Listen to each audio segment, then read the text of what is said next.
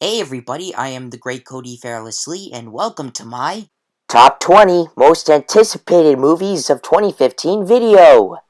Now before I begin, I must point out a few things. It wasn't all that easy to run down this year's list, because I seem to be getting nothing good from my four biggest heroes, Johnny Depp, Jerry Bruckheimer, Steven Spielberg, and Tim Burton. Plus, here's an update on my top favorite franchises.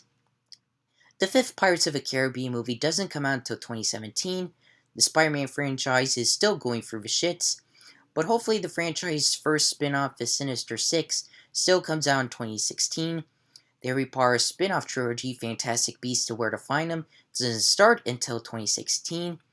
The Avatar sequels don't come out until 2016, 2017, and 2018, and we still haven't heard any more information on the Third Times movie.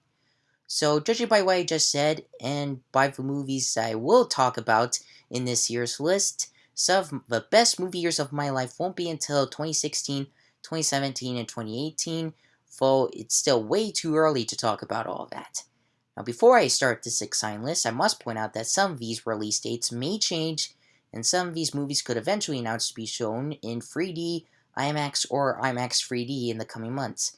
So I have no control over all that, and that I cannot edit this video by typing those possible changes in. All that is what makes the mystery of anticipated lists like this, and it's kind of fun. But what's more fun is talking about the movies themselves. Anyways, with all those worries out of the way, let's kick off my top 20 most anticipated movies of the forthcoming year with my 20th Most Anticipated Movie of 2015, known as The Peanuts Movie. Charlie Brown and the Gang have been a big part of pretty much everyone's childhood, regardless of whenever last time people like us saw one of their cartoons.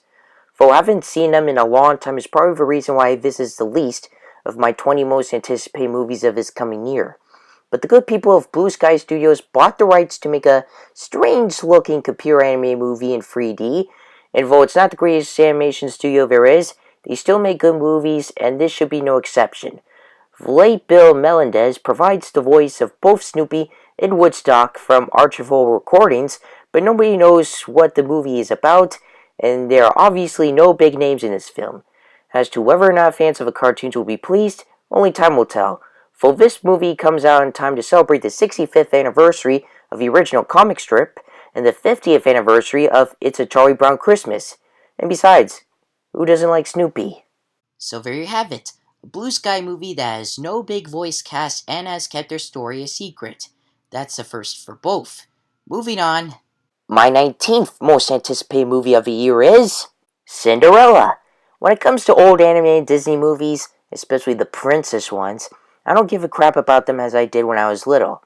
Hell, these Disney princess movies are made for little girls anyway.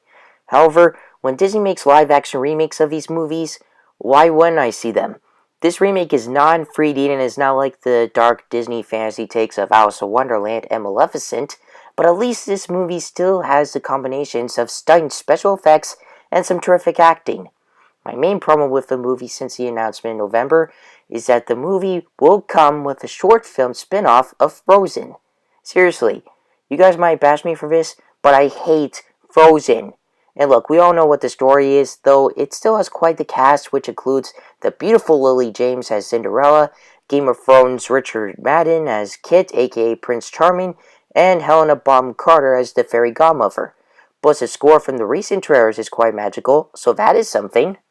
But more importantly, here is hoping that Disney's next live-action retelling will give us something different or new to the story, and this does look a little better than I earlier expected. So, guys, go check it out. And now to move on to another live-action Disney remake. And taking the number 18 spot is The Jungle Book.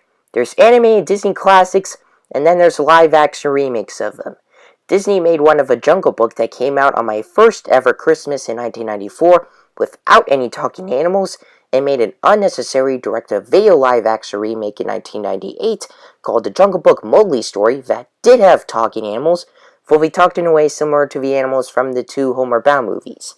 Now, this new movie has only one human actor who's obviously playing Mowgli, and is packed with a shitload of celebrities voicing the animals. The voice cast includes Bill Murray as Baloo, Ben Kingsley as Bagheera, Scarlett Johansson as Kaa, Christopher Walken as King Louie, Lupita Nyong'o as Raksha, Giancarlo Esposito as Aquila, and Idris Elba as Shere Khan. Of course, I'm not a die-hard fan of any of these actors, but it'll still be fun to watch these famous people provide voices to these popular Disney animals. Hell, it could even be a darker live-action remake of the animated Disney movie than the classic 1994 version. Well, at least wait until the first trailer comes out to figure that out. Also, here's my question to Disney. Kaa is voiced by Scarlett Johansson in this movie, and Kaa was a man in all of Disney's previous Jungle Book movies, so what the fuck is going on? Did the cannibalistic Kaa have a sex change? Or am I just talking like an asshole? Anyways, My 17th most anticipated movie of 2015 is In the Heart of the Sea. If you read the story of Moby Dick, then you may be aware of this movie and checked out its thrilling trailers. This is the true story that inspired Moby Dick, so half this true story based movie tells about half of the story from the classic novel. Okay, the cast is comprised of actors I'm not a fan of, including Chris Hemsworth from the fucking Marvel Cinematic Universe, and I've never read the Moby Dick novel, but when I saw the trailers, I felt intrigued. It's like my Uncle Tim's all-time favorite movie, Master and Commander, The Far Side of the World, but with giant fucking whales. Plus, after seeing the giant bull sperm whale that inspired the legend Attack the Whale Ship X is Good, and find out that's coming to IMAX, I thought this would be fun to watch. And yes, there's more than one bull sperm whale in the movie, so it's going to be pretty gnarly. while this does look to be a fun ride, it comes out on the same day as Cinderella, so who knows which movie would be better. But for now, I'm more excited to see this than said movie.